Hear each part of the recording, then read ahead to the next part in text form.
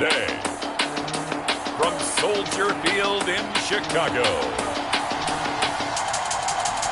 it's Week 13 of the NFL on EA Sports.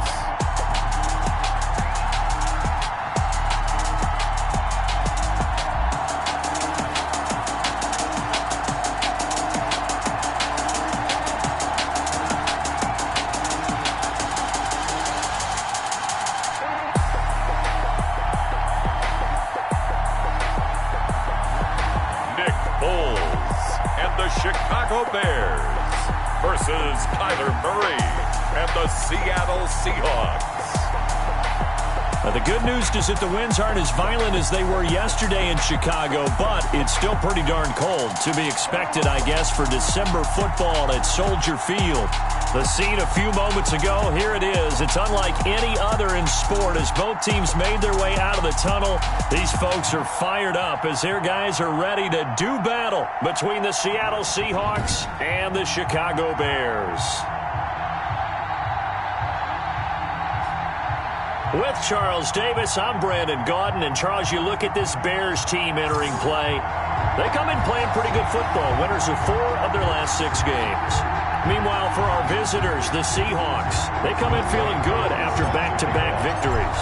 The calendar has turned to December, and we're in the home stretch now as we're underway in Week 13. Taken in the end zone.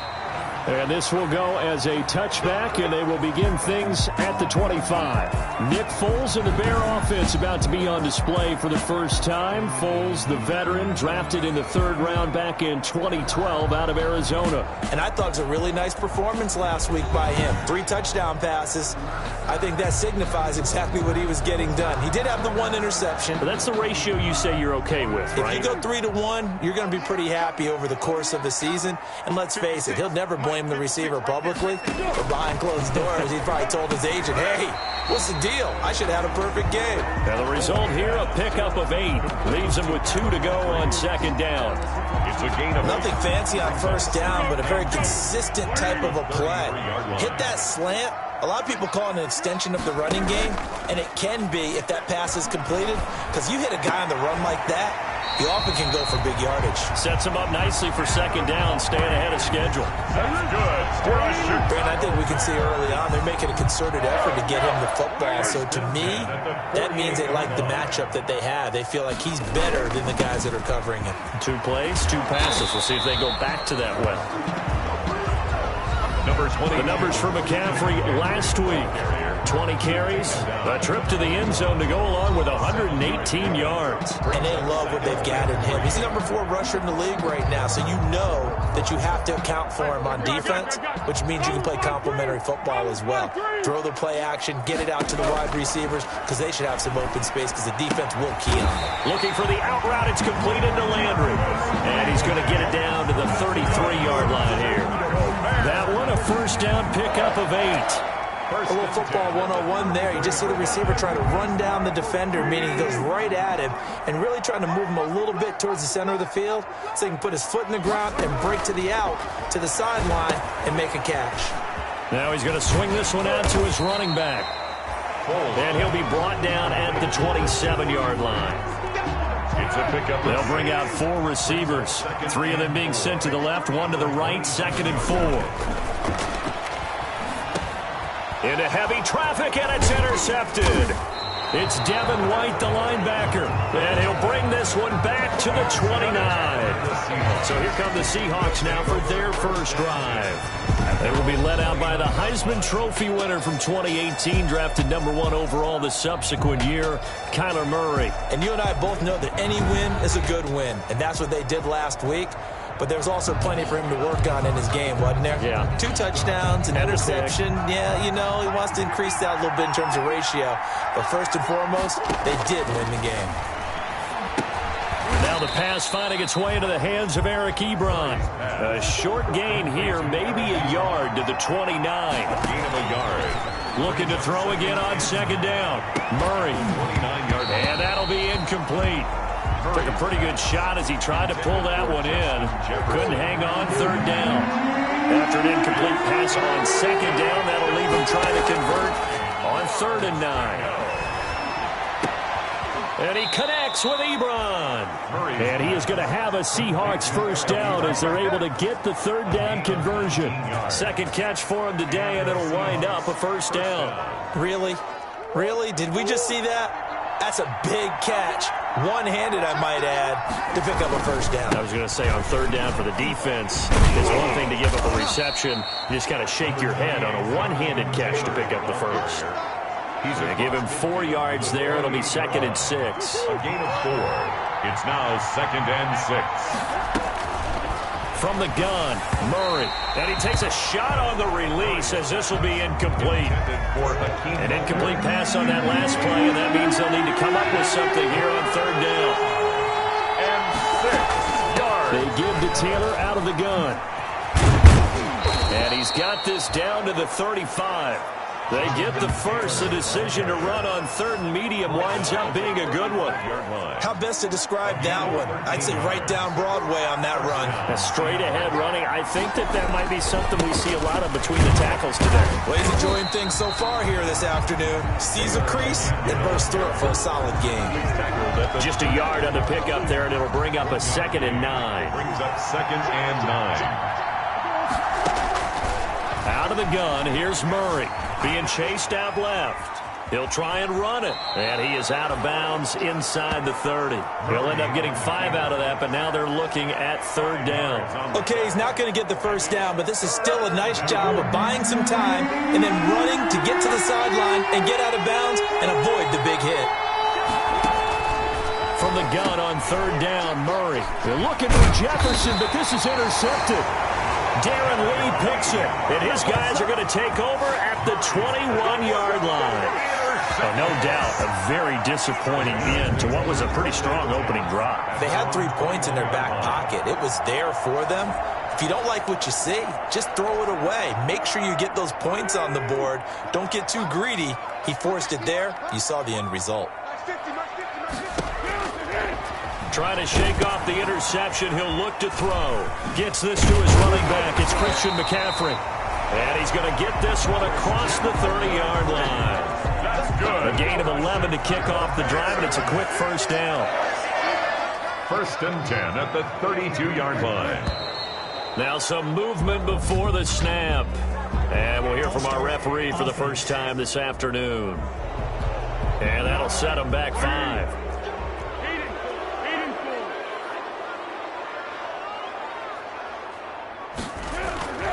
Foles.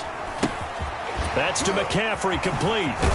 And past the 40 before he's out of bounds. Give him back-to-back catches now. That one for 16 and another first down. 1st and 10 at the 43-yard line.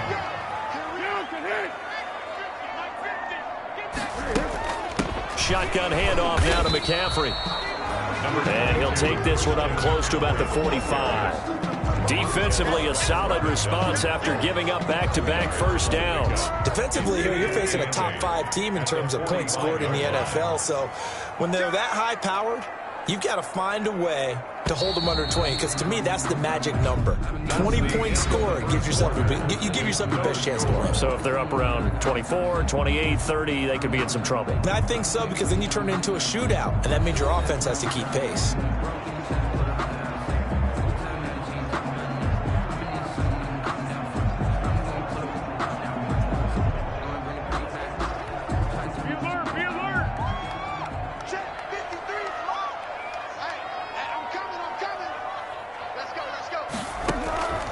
From the 45 on second down, Foles. Pressure comes. He's taken down by the Seahawk defense. Bud Dupree able to record his 5th sack of the season. And when you go 5 wide like they just did there, you can't really max protect, can you? No, you cannot. What you're hoping is that by going 5 wide, you're forcing the defense into coverage. And if you do that, you get a chance to find some people downfield. But if they audible themselves and go into a blitz, then it's got to happen right now. Or very lights quickly. out. Or exactly right. Turn them out. That play's over. The passing game not in sync here early. And now it's 4th down. That looks like it's going to be 2 empty possessions now to start this football game. I think they're going to have to sit down and talk about what worked for them last week in their win. Sometimes you over-game plan, overthink things. Get back to what works. It's a return of 5 following a punt of 42 yards. And it'll be Seahawk football, 1st and 10. They'll run with Taylor to begin the drive. Gets this to the 24 for a gain of 4. Number 28, I feel like I could see what he was thinking on that carry. Wanted to follow that big tackle through the hole. Ended up only getting 4 yards on the carry. I think he had designs on that one being bigger. And they're able to get this one across the 35. Jonathan Taylor, the ball carrier. He's obviously a bit of a shorter running back. Sometimes when he goes up the middle like that, he gets lost in there, and then he pops out for 10, 20 yards. I actually asked NFL linebackers if that was true. Do you actually lose sight of some of the smaller running backs? And all of them confirmed that that can be a problem. Think of it this way. 2 of the top running backs in NFL history, Emmitt Smith, Barry Sanders, both 5'10". After the pickup of 5, here's 2nd and 5.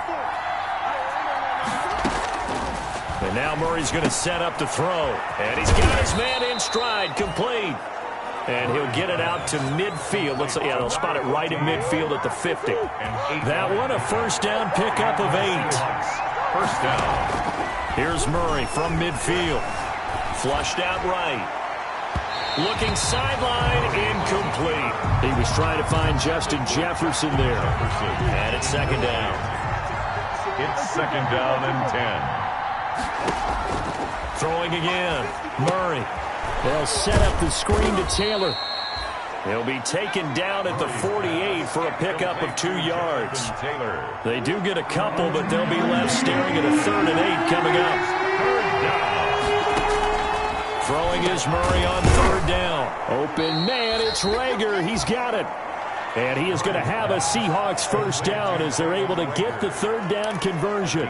The goal for any offense versus his own defense, find the holes where guys are available and put the ball on the receiver before any defender can step up and fill it. They did it well there. Perfectly executed crossing route. And he won't get much. Maybe a couple. Down inside the 35 to the 34. A short gain of just over 2 yards as the first half clock dips inside of 3 minutes.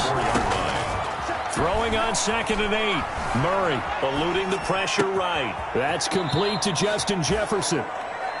He's going to go out of bounds, but he takes this one down just shy of the 20. We talk about mobility on quarterbacks all the time. Here's where it really pays off. Able to move, evade, and is accurate throwing on the run and picking up a 1st down. And he's taken down after a gain of 3 as they move it from the 22 to the 19. 4 receivers now in the formation. 3 to the left, 1 to the right on 2nd and 7. 2 minutes on the clock in what's been a scoreless first half. And we'll remind you that coming up at halftime, we'll join Jonathan Coachman and the gang in Orlando. Coach will have stats and scores from the early games going on here around the NFL. And the Seahawks are going to have a 1st and goal coming up as the tackle made at the 3-yard line. The Seahawks moving pretty well through the air. Another 1st down. Well, remember, they tried to give him the ball and let him run on the last play, but I think the light bulb went off in their play caller's mind, and this time they get it to him the more conventional way, and it's much more successful as well. Looking end zone, but it's incomplete. Well, he certainly did a nice job improvising there, extending the play, hoping someone would come open downfield, but they never did. They'll look to run with Taylor. And he will take this one in for the Seattle touchdown. Seattle. Jonathan Taylor with his 16th touchdown of the year, as his guys are first onto the scoreboard here this afternoon. Lining up for the point after. They were able to stop him at the line on 1st down, but this time he punches his way through. And sometimes just because you're stopped on the first run, it doesn't mean the play call was bad or incorrect. You might just need better execution and just a tad more determination, and they got it done on the 2nd try. Following the touchdown, here's Koo to kick off. Fielded in the end zone, and this will not be brought out. It's a touchback. At their own 25-yard line. The Bears offense now gets set to head back onto the field. And the results for them have not been strong to this point. 2 drives have ended in a turnover and then a punt. So would it be too snarky for me to say that they've shown improvement? because you had two drives with turnovers. Now they punted it away, so at least they didn't turn it over, so that's good, right? You're going to get some angry users reaching out to you on social media. Well, I don't mean to be. I was actually looking for the positive. Silver lining, you know. They'll break the huddle, come up on 2nd and 8 at the 27-yard line. Here's Foles. That's complete. Middle of the field to Humphreys. Foles pass. The reception good for 7. It's 3rd down. He's got his man, T.J. Hockenson. Now the Bears going to call the first of their timeouts as they'll stop it with just over a minute to go before halftime.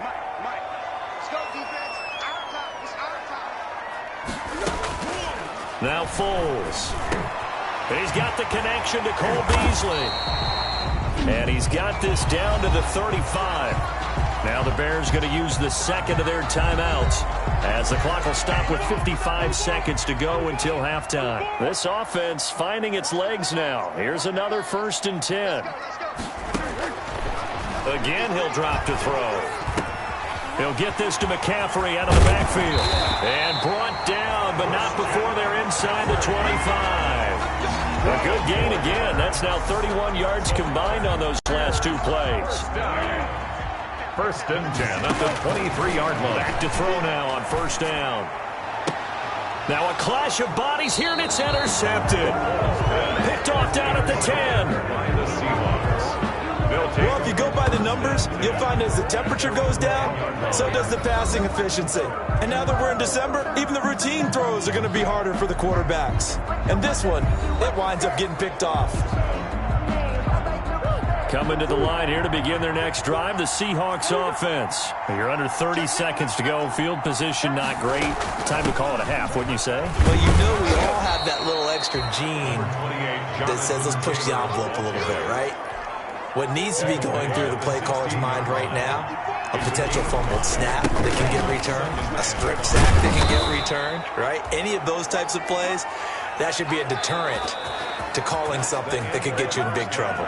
So we've reached halftime with just the lone touchdown here. 7-0 is our score. As we send you down to Orlando, where Jonathan Coachman has our EA Sports halftime report. Coach. All right, Brandon, thanks very much. Things definitely getting interesting around the NFL as we begin the month of December. So let's get right to it. We'll begin our tour up at First Energy Stadium in Cleveland. And it's the Browns who have the lead late in the first half. Aaron Rodgers carving them up with 3 touchdown passes. From there, let's head off and check out a second game. And it's the visiting Jets who have the lead in that one. Dalvin Cook has scored a touchdown there. Finally, we'll save the biggest for last as we head to AT&T Stadium to see what's happening with the Cowboys at home in Arlington. And they have the lead in that one over the visiting LA Chargers. Cam Newton with a couple of touchdown passes there. Meanwhile, in our game, just the lone touchdown accounting for all the scoring. A tight one, 7-0 is the score. And for the call of the second half, we send it back to our broadcast team of Brandon Gotten and Charles Davis. Okay, Coach, appreciate it. A 1-touchdown game here as we get set to resume play in the second half. And a fair catch signaled for and taken successfully. Seattle again getting ready to take over offensively. We have not seen much on offense from either side. These last few drives, it has been a struggle, hasn't it? Totally, and you're thinking to yourself right now, if you're on offense trying to get things figured out, okay, we self-scout every week in our game plan. How many things do we do at certain times? What are our tendencies?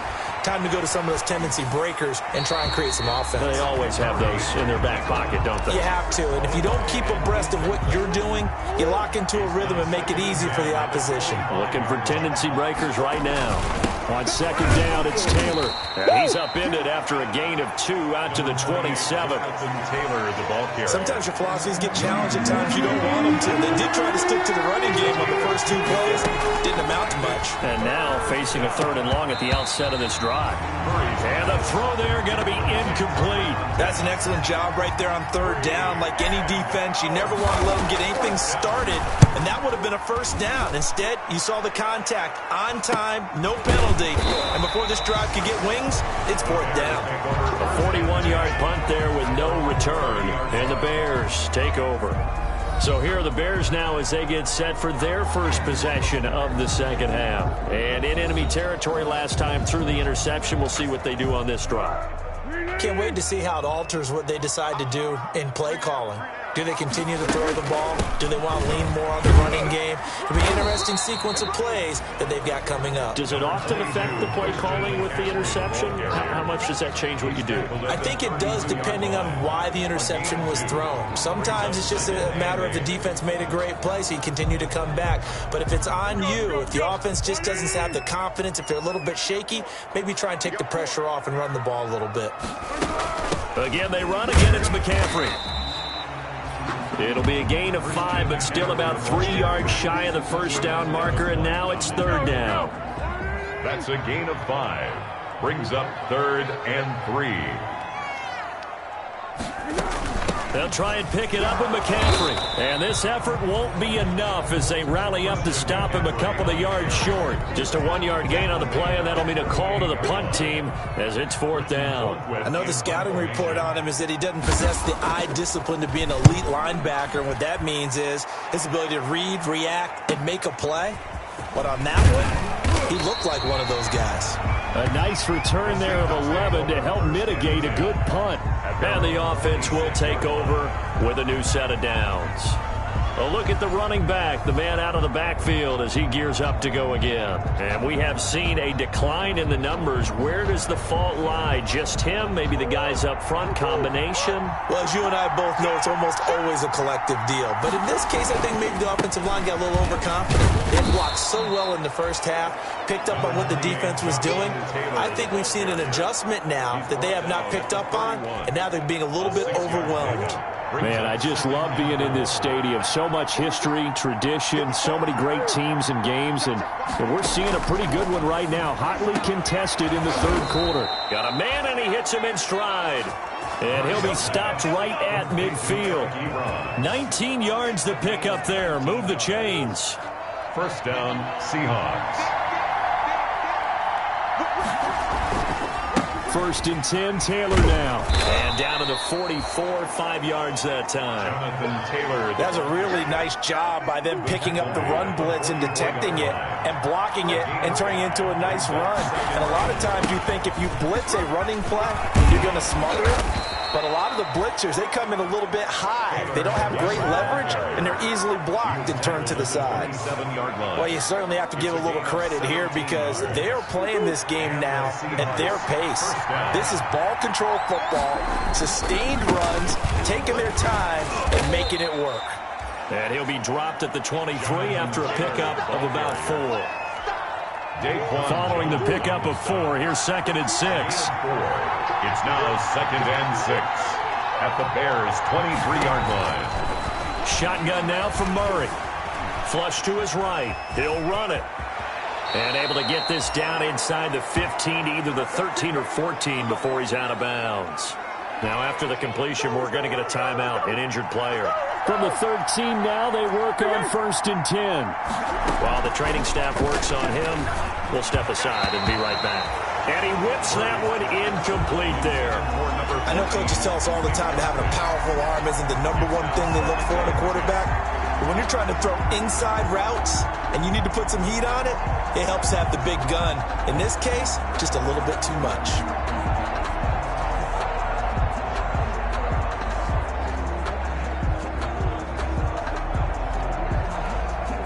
Third quarter of a tight football game as we come up on a 2nd and 10.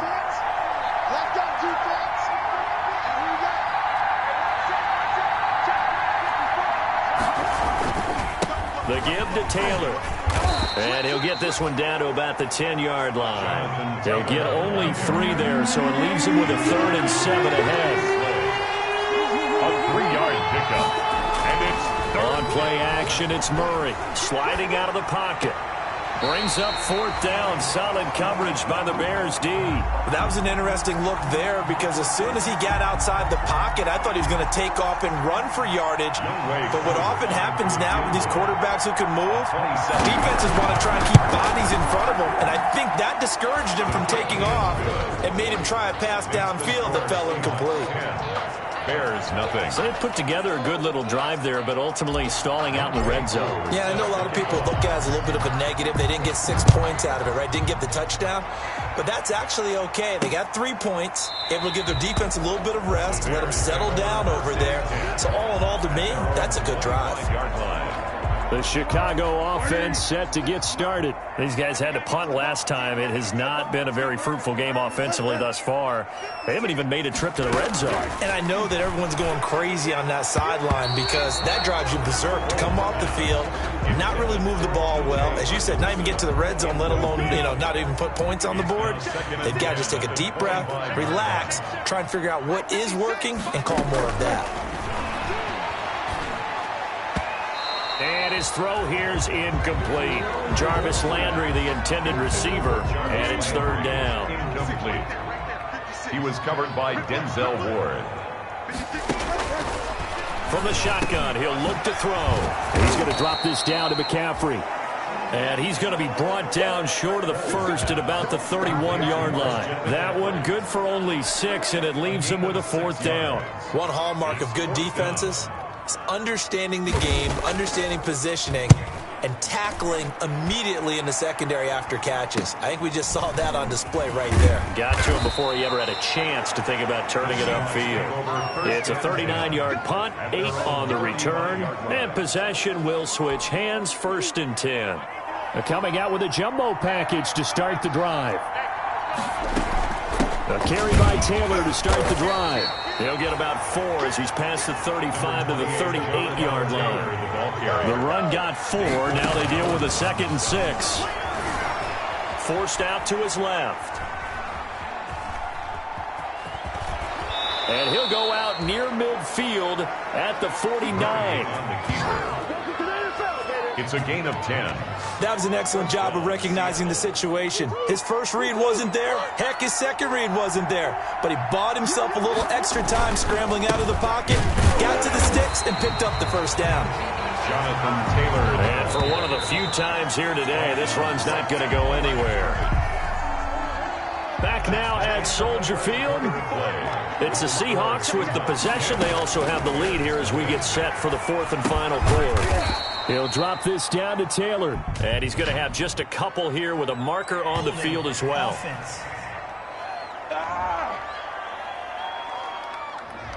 So apparently some grabbing of the jersey there on the O-line. Yeah, just look in the interior, and that's where the penalty occurred. Now they face it. Oh, going for Jefferson downfield. That's going to be knocked away and incomplete. He was trying to find Justin Jefferson there. But now it'll be 3rd down. Now Murray off play action. And that's caught inside the 35. Murray's pass. And he is going to have a Seahawks 1st down as they're able to get the 3rd down conversion. 1st down, Murray. That's complete to Jonathan Taylor out of the backfield. And they'll be inside the 25 now at the 24. Taylor. It's a gain of 7. Brings up 2nd and 3. At the Bears. On the draw is Taylor. And he's going to take this down close to a 1st down at about the Bears' 19-yard line. They get 5 out of that one, and it moves the chains. A 5-yard gain on from the red zone. Here's the Heisman Trophy winner, Murray. His throw caught right around the 6. And the Seahawks are going to be looking at 1st and goal as they move this down to the 4-yard line. They'll run here with Taylor. And he gets halfway home from the 4 down to the 2-yard line. From the 2 now, 2nd and goal. Another nice pickup through the air, and I think a lot of people might expect him to run the ball in this situation, Brandon, but with this lead, they're electing to throw the football. Swings, slants, quick outs, things that they consider safe. Now the Seahawks going to use the first of their timeouts. That'll leave them with 2 remaining. We'll be back after this. Well, what a stand this would be if they can get the stop here. 3rd and goal. They'll try and run. Taylor. And he's going to be stopped up right at the line of scrimmage. What a stand so far defensively, and now that's going to bring up a 4th and goal. Can this defense hold them out? Here we go now, 4th and goal from the 2. They'll run for it. It's Taylor, and he'll wind up being knocked back to the 3-yard line. The run is turned away on 4th and goal from the 2. And the Chicago defense able to come up with a goal line stand. They start on the ground with McCaffrey. And he'll get this up past the 5 to the 7-yard line. 22, Bud Dupree, a former first-round pick, in on the stop. on the 7-yard line. 4 yards on the pickup. Second. They'll come out in a 4-receiver look. 3 men to the right side on 2nd and 6. Now a throw here, hauled in, and able to get it here to about the 16-yard line. 9 yards to pick up there, and it's a 1st down. Defensively, you said coming in earlier in the broadcast, the magic number was 20 points for you. That's what you thought they would have to hold this offense to, or less than that. And, wow, they've done that in a big way, haven't they? Not only have they done it, they put themselves in a great position to win this one because holding them down was paramount. If they could get it done, well, guess what? We see the end result. Right now, they have their eye on victory. And leading here in the 4th. A throw over the middle, taken in. And he's taken down, but able to slip across the 35. Give him 14 on that one, and a 1st down. 1st and 10 at the 36-yard line. They'll stick with the passing game as he looks to throw. And Beasley with it over the middle. And he'll be taken down, but not before he works it past the 50. Another nice gain. That's now 30 yards between those last 2 plays. Down under 2 minutes to go in this football game. So the Bears with the football here as we welcome you back. And let's see what they've come up with offensively after having time to talk it over. Now on 1st down, he'll drop to throw it. Over the middle and into the hands of his receiver, Landry. And he's going to get a solid gain of 9 before being brought down. 2nd and right at a yard. And this is intercepted, and that should do it. Picked up by Denzel Ward. And he's free going down the left side. It's a foot race. And he will take this one home. It's a touchdown. That's the story of the game. They've been suffocating all game long on defense. They were suffocating there again in a big way. And they've done it not just by out-athleting them, which is often the case, but by being able to adjust to anything they tried to throw at them and beating them to the punch each and every time. This was a defense that was well prepared. Koo now for the point after. For the point after. He's got it, and it's 17-0. So the defense creating some points, not only getting the interception, but then returning it to the end zone for the pick 6.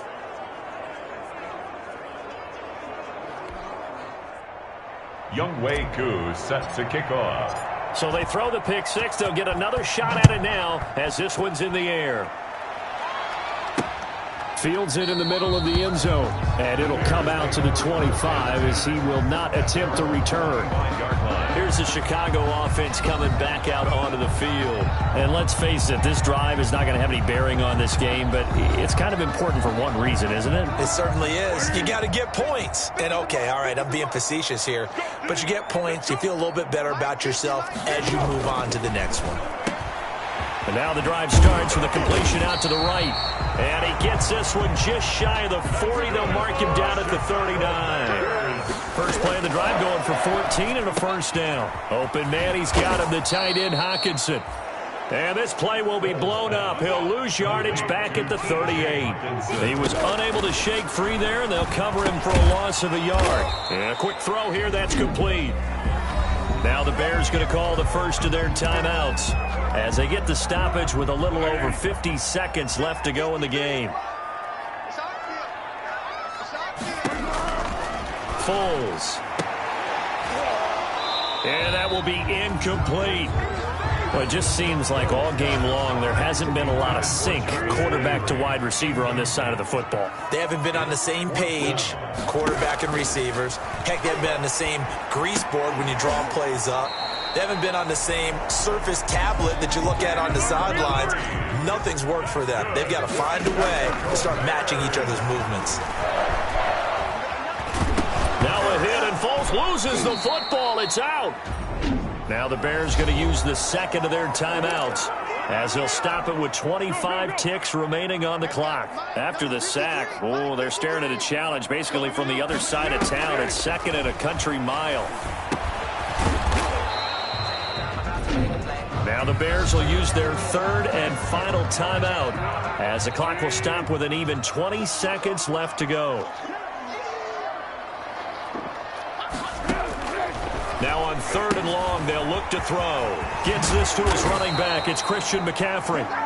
And he'll get it out a couple yards shy of midfield at the 48. Roughing the passer, defense. Ouch, you thought you had the defensive stand. Roughing the passer wipes it out. What does every defense talk about? 3 and out, right? Thought they were able to get off the field. Not so. On first down, he'll drop to throw. He's got a man wide open. It's Landry. And he gets this one inside the 15, just a yard or two shy of the 10. Offensively, back-to-back really nice plays. This defense had got 2 timeouts. Maybe should burn one. Yeah, when you get back-to-back explosive plays, to me, anything over 10 yards, I don't care if it's a run or a pass, I count it as an explosive play.